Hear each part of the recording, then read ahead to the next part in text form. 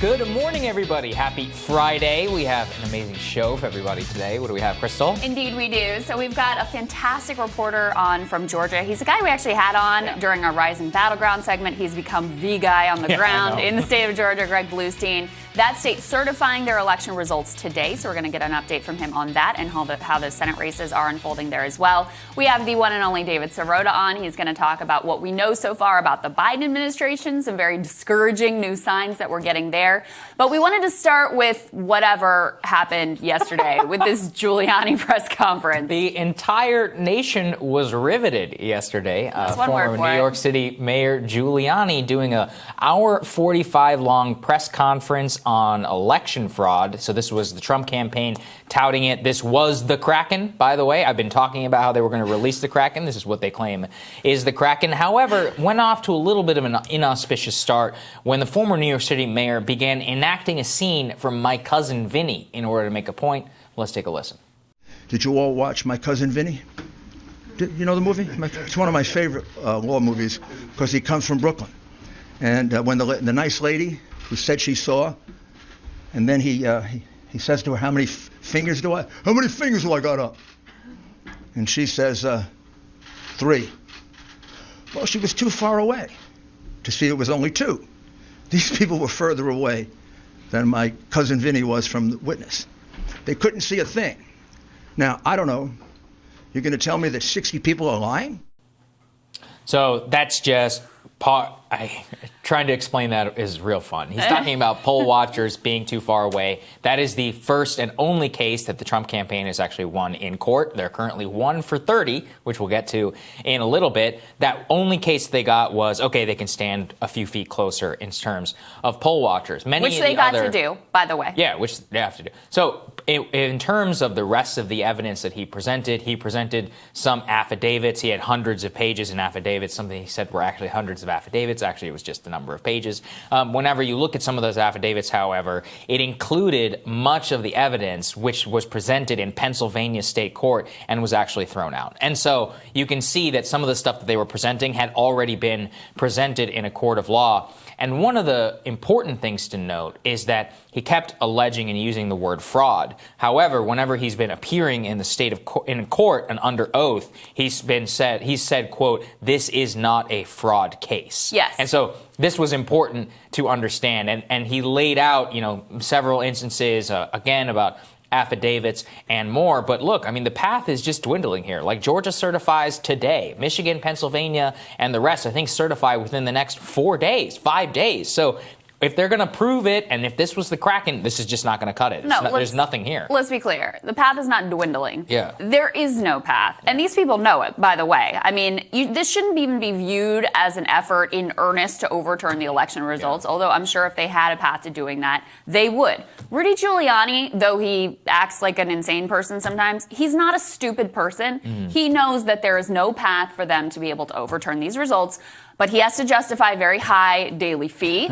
That's part of it. The president has to posture and position himself for whatever is going to come next, whether it's a media venture or 2024. That's the lens through which all of this should be viewed. Because, again, Georgia certifies today. We've taken you through in state after state. What's the last path? Because, I mean, forget about the courts. The courts have already dismissed almost all of their claims and said all of this is absurd.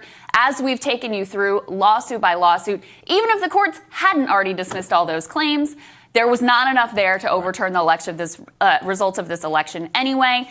The Georgia hand recount found, a little bit smaller margin for Joe Biden. But if you were going to get anywhere in any of these states, it would have been Georgia, because number one, it's a Republican state, Republican all the way up to the governor. And number two, it was the closest margin. They're not getting anywhere in Georgia. They're not getting anywhere in any of these states. Republicans across the country in the key places are shooting all of this down, even as many here in Washington kind of go along with it and humor them.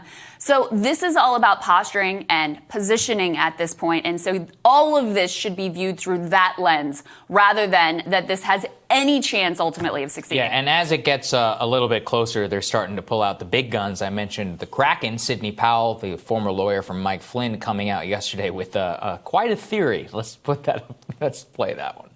And I want the American public to know right now that we will not be intimidated. American patriots are fed up with the corruption from the local level to the highest level of our government, and we are going to take this country back. We are not going to be intimidated. We are not going to back down. We are going to clean this mess up now. President Trump won by a landslide. We are going to prove it, and we are going to reclaim the United States of America for the people who vote for freedom. Getting emotional there. Before that clip, she actually said, I'm not kidding here, that the Dominion voting systems, the software, had been controlled and had links to Venezuelans like Hugo Chavez, Castro, George Soros, and a few others. And look, here's part of the issue with this whole theory, if that's what you want to call it. Here it is from the Wall Street Journal about Dominion voting, which is that if there were problems with the voting machines, then Georgia's hand recount would have found them.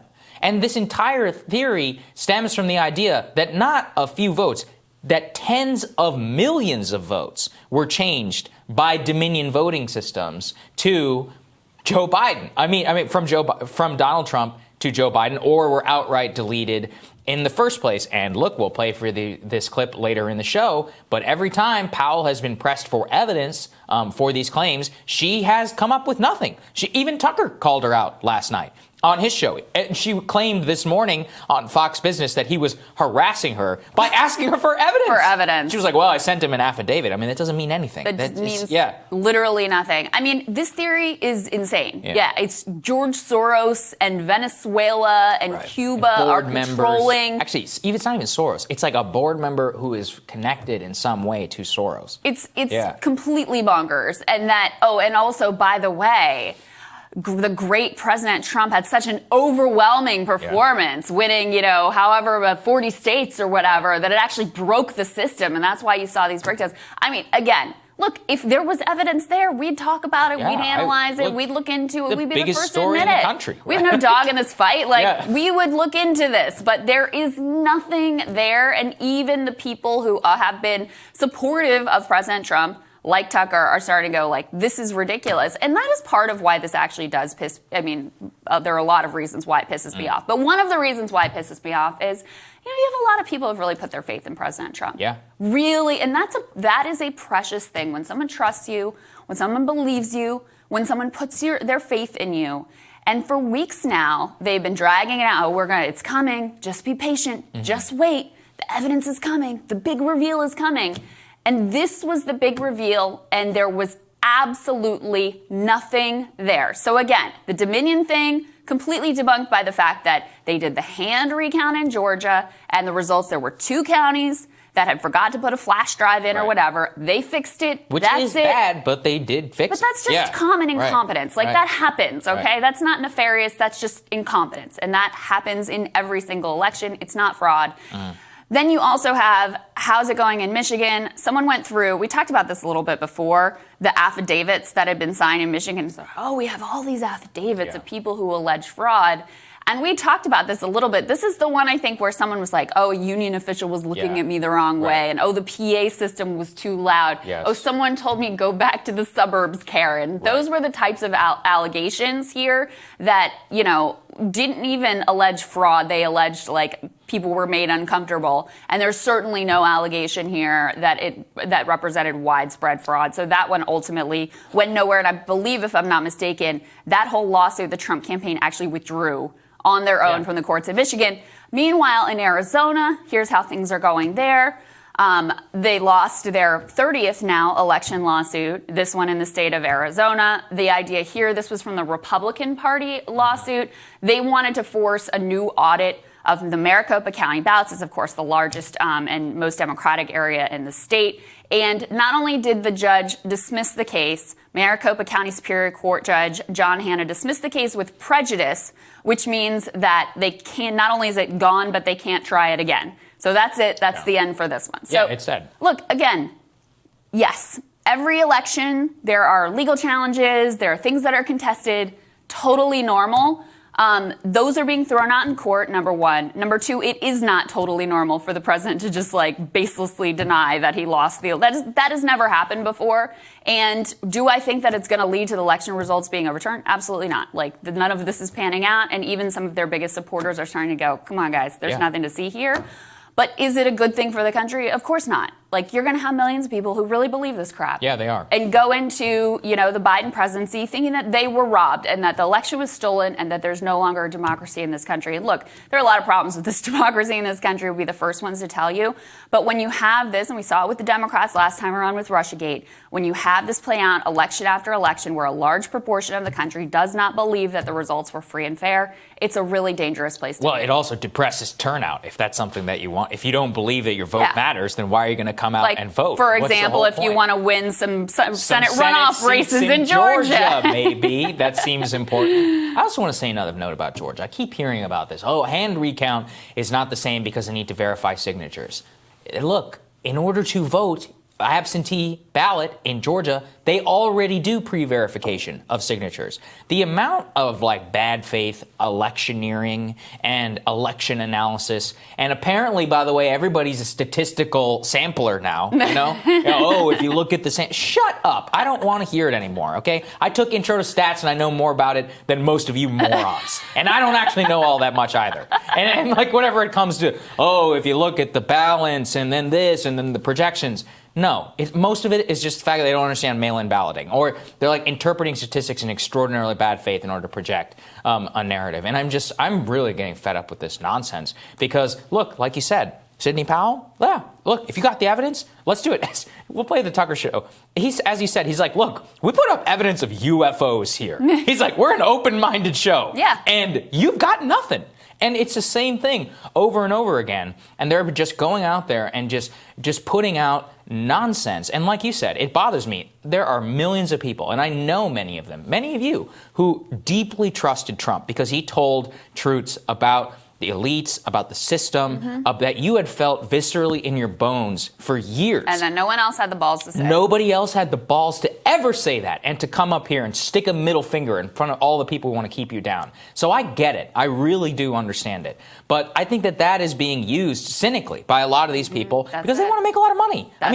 People are like, oh, why would you put your life on the line? Please, okay? You want to go out there and say GoFundMe and be like, help me go and help President Trump. You're going to raise millions of dollars off of good, hardworking people. And that's a part of this which really bothers me. And the final thing is Trump apparently has invited, these Michigan state senators, the state leaders or whatever to the White House over the weekend. Probably in order to pressure them to try and overturn, even though that they said they haven't done it. I believe that they are going to attend the White House. So look, if they flip their minds, we'll strip the bark off of them here whenever that happens. Yeah. I do not, however, expect that to happen. And it is out. Look, the president can invite whoever he wants, but it's outrageous to put the pressure of the presidency on an ordinary citizen to try to get them to flip the results of an election away from what actually happened and what the will of the people is insane and outrageous. And I completely agree with you. Look, the people who are being gaslit right now and being lied to are his supporters. Yeah. That's who's being, the true faithful are who are really being abused and misled and gaslit right now. And I just think that is an outrageous breach of trust. I agree. Coming up, Atlanta Journal-Constitution political reporter Greg Bluestein's going to discuss the results from Georgia's recount. That is next on Rising.